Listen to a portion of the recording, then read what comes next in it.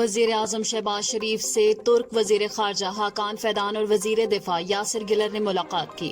Army chief general Asim Munir بھی موجود تھے۔ اسلام آباد میں ہونے والی اس اہم ملاقات میں نائب وزیر اعظم اسحاق ڈار، وزیر دفاع خواجہ آصف، مشیر قومی سلامتی لیفٹیننٹ جنرل محمد عاصم ملک اور دیگر اعلیٰ حکام شریک ہوئے۔ ملاقات میں دو طرفہ تعلقات، علاقائی صورتحال اور اقتصادی تعاون پر تبادلہ خیال کیا گیا۔ وزیر اعظم نے کہا کہ پاکستان اور ترکیہ کے درمیان دوستی لازوال ہے اور دونوں ممالک ایک دوسرے کے بنیادی مفادات کے لیے غیر متزلزل حمایت جاری رکھیں گے۔ انہوں نے غزہ اور ایران کے حوالے سے قریبی رابطوں کی ضرورت پر زور دیا اور بھارت سے حالیہ کشیدگی کے دوران پاکستان کی حمایت پر ترک قیادت کا شکریہ ادا کیا۔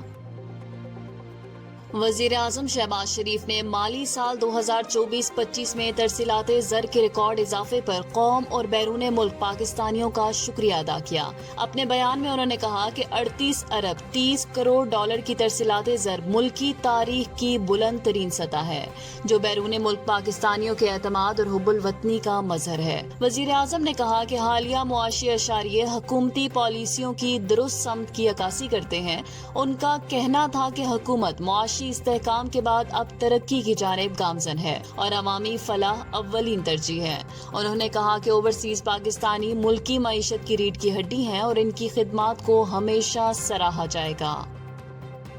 صارفین کے لیے خوشخبری، ملک بھر میں بجلی سستی کر دی گئی ہے۔ National electric power regulatory authority NEPRA نے ماہانہ ایڈجسٹمنٹ قیمت میں بجلی کی قیمتوں میں کمی کے نوٹیفکیشنز جاری کر دیے ہیں۔ نیپرا کے مطابق کراچی کے صارفین کے لیے فی یونٹ 4 روپے 3 پیسے جبکہ دیگر شہروں کے لیے 50 پیسے فی یونٹ بجلی سستی کی گئی ہے۔ کے الیکٹرک کے لیے یہ کمی اپریل 2025 کی ایڈجسٹمنٹ کی بنیاد پر دی گئی ہے، جبکہ دیگر علاقوں میں مئی 2025 کی ایڈجسٹمنٹ کے تحت بجلی سستی کی گئی ہے۔ نیپرا کا کہنا ہے کہ اس کمی کا فائدہ صارفین کو جولائی کے بجلی بلوں میں ملے گا۔ نوٹیفکیشن میں بتایا گیا ہے کہ کے الیکٹرک نے اپریل کے ایڈجسٹمنٹ میں 4 روپے 69 پیسے فی یونٹ کمی کی درخواست کی تھی، جبکہ سی پی پی اے نے مئی کی ایڈجسٹمنٹ میں 10 پیسے فی یونٹ اضافے کی سفارش کی تھی۔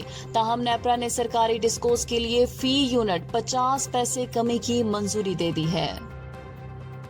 اسرائیلی وزیر اعظم نیتن یاہو امریکہ کا دورہ مکمل کر کے غزہ پر کسی بڑی پیش رفت کے بغیر واپس روانہ ہو گئے۔ انہوں نے 2 روز میں امریکی صدر ڈونلڈ ٹرمپ سے 2 بار ملاقات کی، جن میں نائب صدر جے ڈی وینس بھی شریک تھے۔ نیتن یاہو کا کہنا تھا کہ اسرائیل 3 بنیادی اہداف پر قائم ہے: تمام یرغمالیوں کی رہائی، حماس کی عسکری اور سیاسی طاقت کا خاتمہ اور غزہ کو مستقل خطرہ نہ بننے دینا۔ تاہم ملاقاتوں کے بعد جنگ بندی یا یرغمالیوں سے متعلق کوئی باضابطہ اعلامیہ جاری نہ ہو سکا۔ ادھر امریکی ایلچی سٹیو وٹکوف نے اپنا مجوزہ دوحہ دورہ ملتوی کر دیا، جہاں اسرائیل اور حماس کے درمیان بالواسطہ مذاکرات جاری تھے۔ سعودی نشریاتی ادارے کے مطابق قطر میں مذاکرات کا 5واں دور بھی کسی نتیجے کے بغیر ختم ہو گیا، جبکہ اسرائیل اب بھی جنگ بندی کے دوران جنوبی غزہ میں اپنی فوجی موجودگی پر اصرار کر رہا ہے۔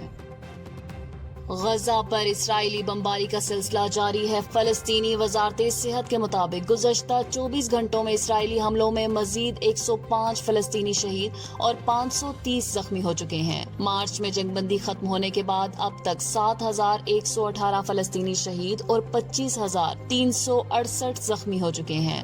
اکتوبر 2023 سے جاری حملوں میں مجموعی طور پر 57,680 فلسطینی شہید اور 1,37,409 زخمی ہوئے ہیں۔ ادھر امداد کے انتظار میں موجود فلسطینیوں پر اسرائیلی فوج کی فائرنگ سے مزید 7 افراد شہید اور 57 زخمی ہو گئے۔ وزارت صحت کے مطابق شہید ہونے والے امدادی منتظرین کی تعداد 773 ہو چکی ہے، جبکہ زخمیوں کی مجموعی تعداد 5101 ہو گئی ہے۔